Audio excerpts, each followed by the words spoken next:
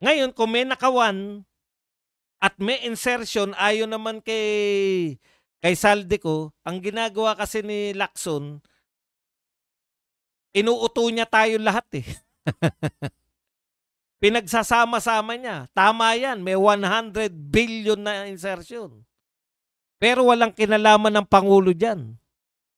Ang tumanggap, parang pinalalabas ni Lacson, yung dalawang Yusek, si Yusek Olaybar at saka si Yusek Bersamin,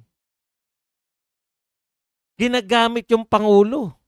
Nini-name drop yung Pangulo for 3 years. Name dropping the President for 3 years.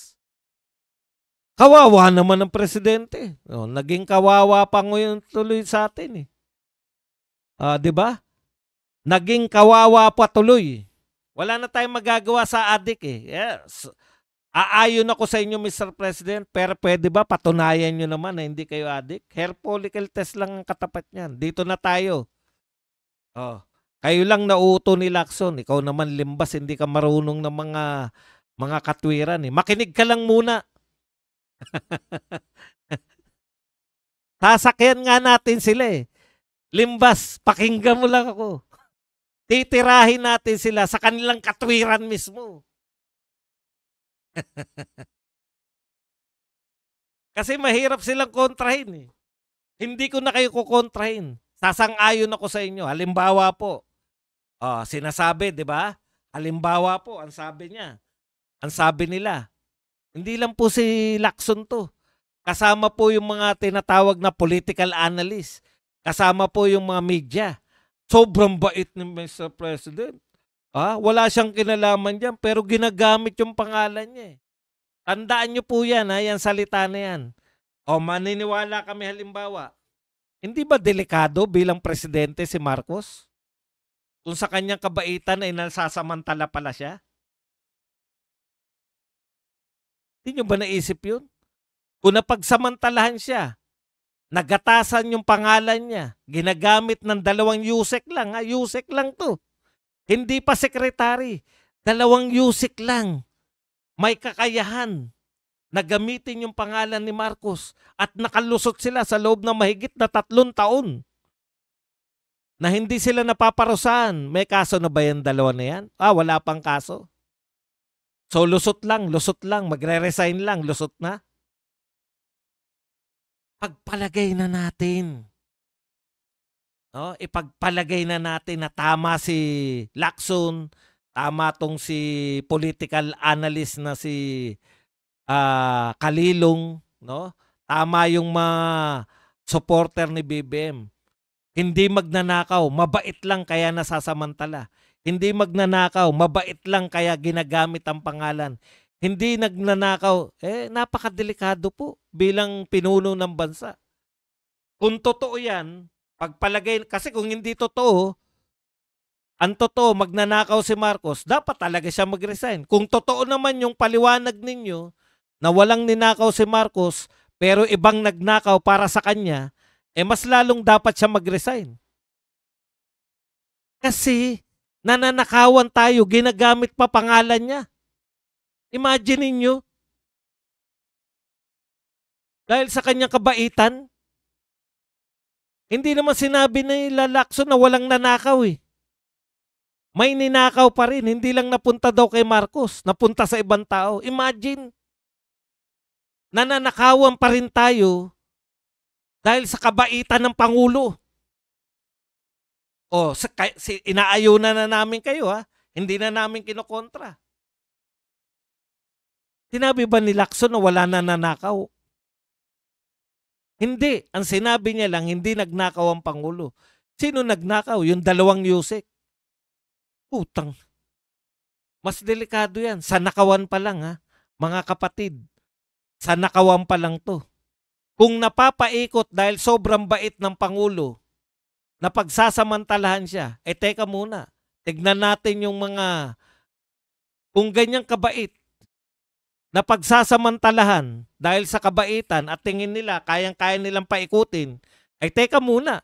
Naniniwala na kami Hindi na namin sasabihin magnanakaw. Teka pala muna. Kawawa pala bansa natin. Kung meron palang nagpapaikot kay Pangulong Marcos, katulad ng sinasabi nito ni Lacson, kayang-kaya palang gamitin yung pangalan ni Pangulong Marcos. Teka muna, paano yung ating ugnayang panlabas, mga kapatid? Alam kaya ni BBM na yung mga tauhan niya ay paneghera na yung pinagsasabi?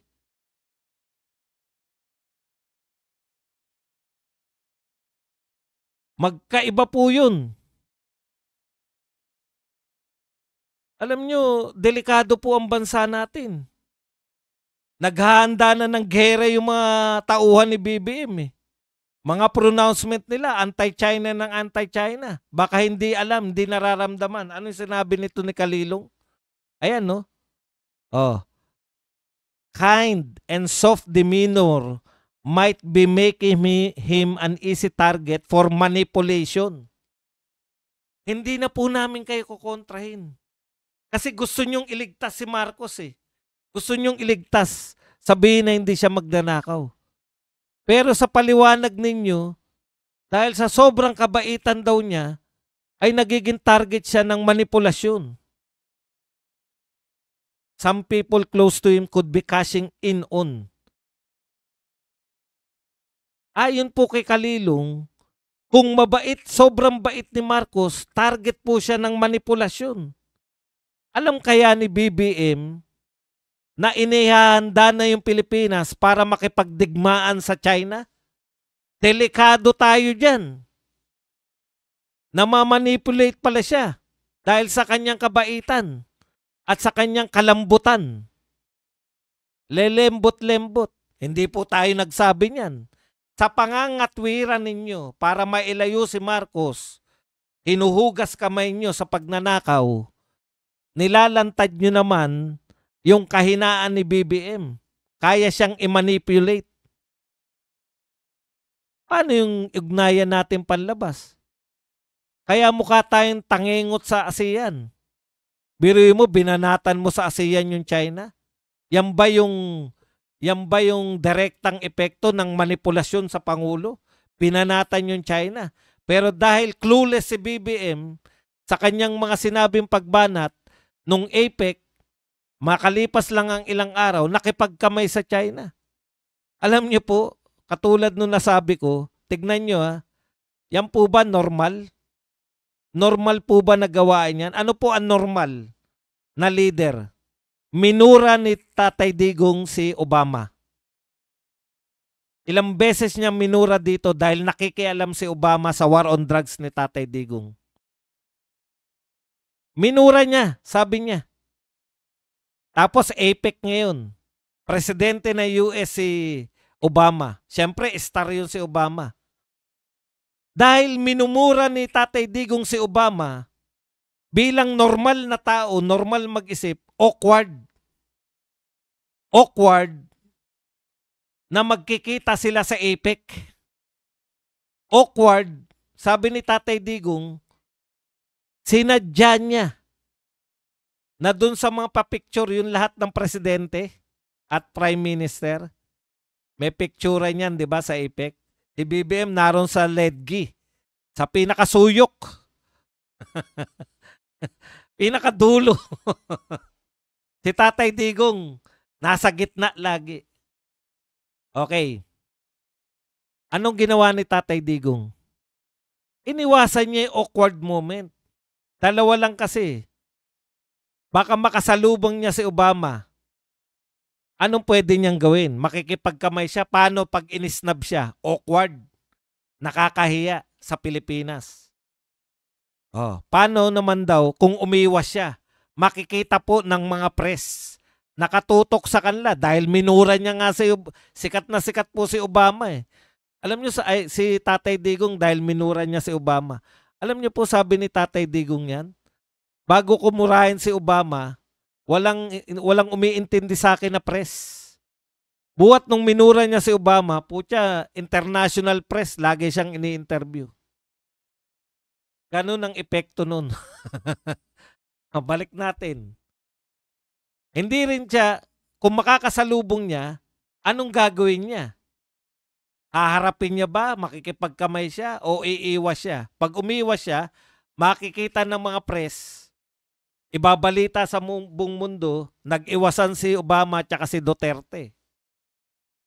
Para maiwasan yung ganyang moment na nakakahiya, awkward moment, hindi na lang dumalo si Tatay Digong sa picture taking ng mga APEC leaders. Si BBM, tignan nyo po, kung gumagana dito yung manipulation, yung sinasabi nito ni...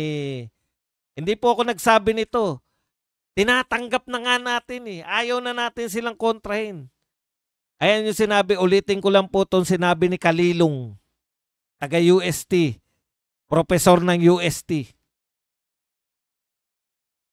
BBM kind and soft demeanor, yung pagiging mabait at pagiging malumanay, pagiging malambot ni BBM might be making him an easy target for manipulation. Alam kaya ni BBM na binanatan niya si Xi Jinping ang China sa ASEAN at humihingi siya ng tulong sa mga ASEAN neighbors natin, walang kumampi sa kanya? Binanatan niya yung China eh. Ilang araw pagkatapos, tinawid niya yung mga protocol, pinaliwala niya yung mga protocol, nagkabiglaan. Buti na lang, itong si Xi Jinping ay statesman. Sanay na sanay na.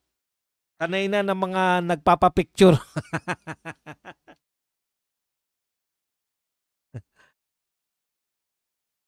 Namamanipulate lang kaya si BBM? Gusto niya ba talagang kaibigan ng China? Kasi dito, ang turing ng mga media, kasama ng AFP, pinuno ng AFP, DND, kalaban natin yung China. Pero si BBM, bakit ka makikipagkamay? Yan po yun. Yung sinasabi nitong professor na to, hindi na natin sila kinokontra. O, sobrang bait pala. Kaya pala namamanipulate. Sobrang bait pala. Kaya pala nagagamit. Nagkakapera yung mga USEC lang. Imagine, USEC lang. Kayang-kayang gumamit. Ang lalakas naman ng loob ng mga USEC lang. Sila nagkakapera. Hindi po dinidinay ni Lacson eh. Yan yung problema ni Lacson. Actually, pinapahamak mo si BBM sa sinasabi mo.